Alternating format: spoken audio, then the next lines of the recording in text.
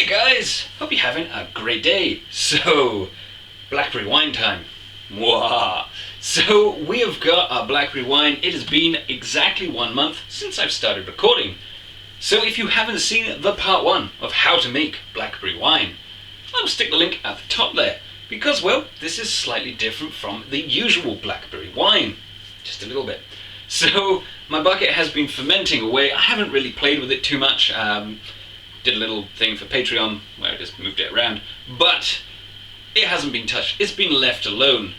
The more times you touch something, the more likely it is to get infected, because you're opening it and searching and digging around. Just leave it. Pretty much, just leave it. So we have our wine, and let's crack it open. Ooh. Oh, that smells good. You can tell it's been happily brewing away. Now all of the blackberry crud, the pulp, has fallen to the bottom. It's been given time to settle. But this particular wine, as long as it's finished, you can put it straight in the bottle, because we're doing something a little bit different. These plastic bottles are not the final wine bottles they're going to be put in. We're going to be freeze refracting this wine to turn it from hopefully somewhere around 7% into a 13% full-bodied beautiful red. Oh, so I suppose we should add in our hydrometer to see what it's finished at. Now I know this hydrometer will not go to the bottom, so I've sterilized the container it came in. Really handy stuff. I should get a trial jar, but it's just another thing I don't need. So in it goes. Everything has been sterilized, including my hands, because I used my bleach and washing up liquid solution. And as you can see, it has a beautiful color to it. And amusingly, just let it finish out. The wine is very slightly, it came out, we're going to call it 990, just because we're cool like that. Now that means we have an alcohol percentage of 7%. Slightly over, but 7%, that's what we work in. So we can take this hydrometer out, put this down. We don't need that now. My side has been sterilized as well, and you can see it has a beautiful red color to it. Really good, deep and rich, and it smells like a wine with berry notes. Cheers.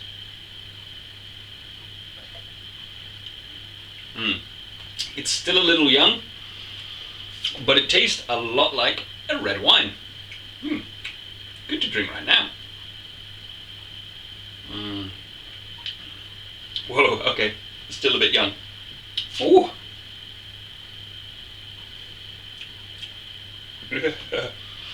Still a little bit young, but still really damn good. So, finished doing that. Silly idea, it tastes really good on the mouth. You can kind of get a feel for how a wine's going to taste once it's aged, and this wine does need a little bit of aging, maybe 3 to 6 months. But we're doing something else. We are going to be bottling it in these lovely, clean and sterile bottles.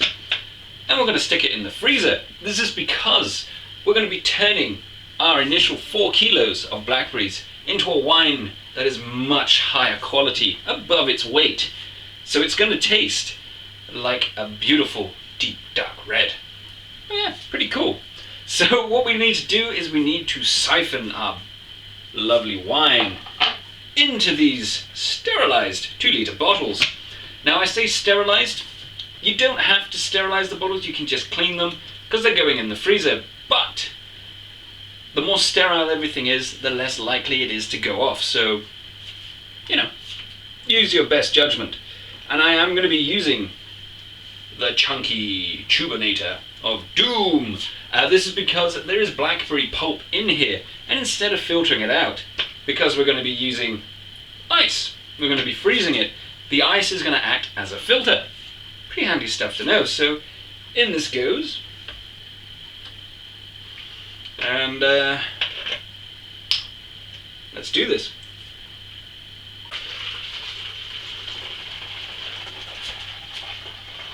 That is a very red tube. Now, since we're not worrying too much about the sediment, because we're going to be freezing it, we can just make a siphon new each time. Look at that blackberry wine, it's looking all pretty. Leave a little bit of headspace. On to the next one. So I'll see you once I've filled these up. So my first bottling has been completed. The place looks like I've murdered some people. It's pretty cool. But we didn't really have to worry too much about sediment, so you can get a lot more out. This is because the process of freeze refraction, freeze distillation, if you will, is going to freeze solid and act as an ice filter. So a lot of the particles, the bigger bits, are going to disappear off. Now, from my initial gallon batch, I actually got my gallon plus a bit extra. Ooh. This is because the blackberries themselves are full of juicy liquid, and we did use 4 kilos of blackberries, and most of the content of blackberries is water. So what we're going to do now is I'm going to put these in my freezer. Some of this. Now you can just store it as is. This is why it's a great thing being sterile. This will keep pretty much indefinitely, because we didn't degas it either, so protective atmosphere, like I did in my degassing video. So I'm going to put these in the freezer. It should take about 12 hours for these things to set solid, because it's under 12%. It's kind of a thing I found out. Under 12% freezes within 12 hours, over 12% freezes in 24. Pretty simple to know. If you don't want to concentrate it that much, you can just leave it in there for 5 or 6 hours, but hey, we've got the time, why not do it? We're going to end up with some pretty damn fine wine once we're done. So I will see you 12 hours from now. Good morning! So, my coffee's on and it is time to start processing a lovely blackberry wine that has been in the freezer, for about 12 hours. So basically, the long process. We're just going to take this and open it slowly because the CO2 is under pressure in here, just a little bit, so expect puking, just a little bit, like so.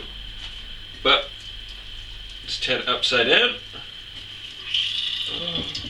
There we go. And well, I've covered my worktop in blackberry wine again. Very strong blackberry wine. That taste, super rich and juicy, and the colour is a lot darker. So I am just going to go through and I'm going to collect 1 litre of our froze distilled product. Now you can collect less if you want to make something akin to a blackberry brandy, but we just want to double this to turn it into a full body red, and tastes good as it is. My side is sterilised. So just put it to one side. Once you've collected 1 litre, bottle it up, and we're going to start again. So this is going to take a little while. So the time has passed. Wow. Now, we're basically coming towards the end of our collection. As you can see, there's a lovely white. There's still a bit here, but if I leave it to go any longer, it's going to cover the spout and then it's going to stop. Goddamn siphon things. So you can see, well, this is the pulp that is in the blackberry wine. It is stuck in here, so we just have our wine at the bottom here. So I've gone ahead and sterilised some bottles, because, well, we're going to have to do that. So I'm going to use a clear bottle, just for presentation, so you can see. Use green bottles. As a general rule, if you're okay to store your wine in the dark, you can use white bottles. It's all the same. So I'm going to stop the process of freeze distillation for a second while I use my sterilised bottle to put in our wine. So since I'm feeling cool, stick that over the top and then pour in our beautiful wine. Look at that beautiful colour. Now it is going to oxidize very slightly, but it is stronger. Oh, and it smells really good. So let's just up to about there. That's where I want my wine to be.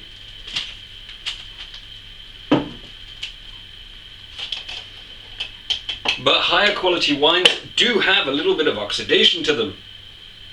Brings out more flavours. Oh, that smells beautiful and rich. And, well, this is a clear bottle.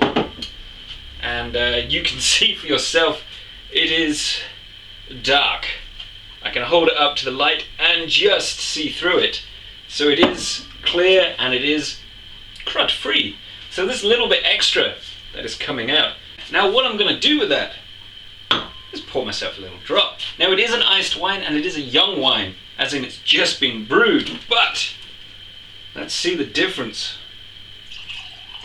Just pour myself a little bit. And my worktop. My poor worktop is red. So look at that. That is, just do that.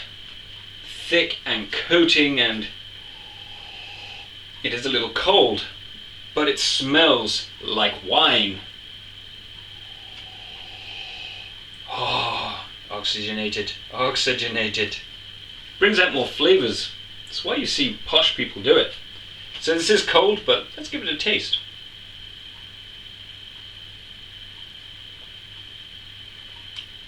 Whoa. Whoa. Woo. So it's got the dryness from the tannins because, well, blackberries don't have a lot of tannin in them. When you concentrate them down, like we're doing here, like was probably done on times of old, not on purpose, accidentally, we've increased its tannin content.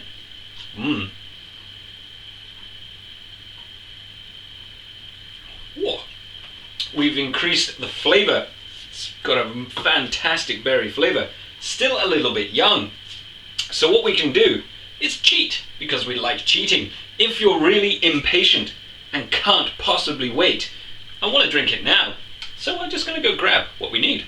So I've grabbed what we needed, which is glycerin.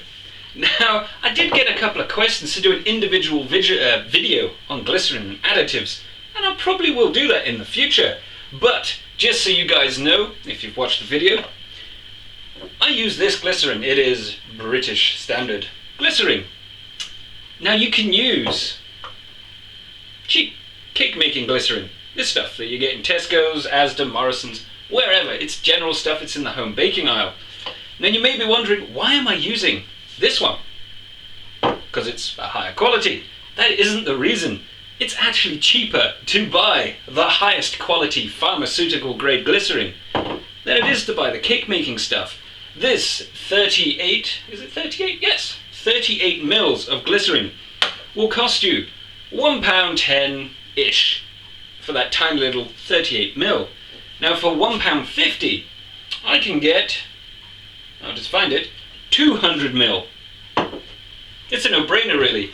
It's a higher quality and it's cheaper. That's it.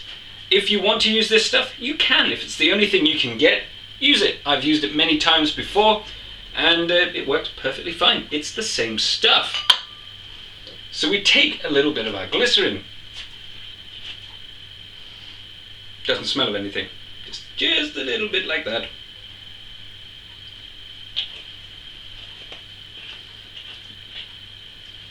Just a smidgen. You'll have to play with it yourself, but you can see it is insoluble. Now I need a spoon. Spoon.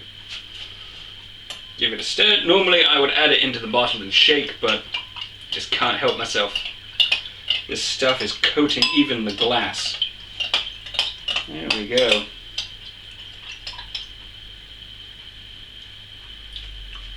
Ooh. So now we've added in our glycerin. Glycerin is infermentable and indigestible. So it's not going to ferment, it's not going to do anything, it's just there.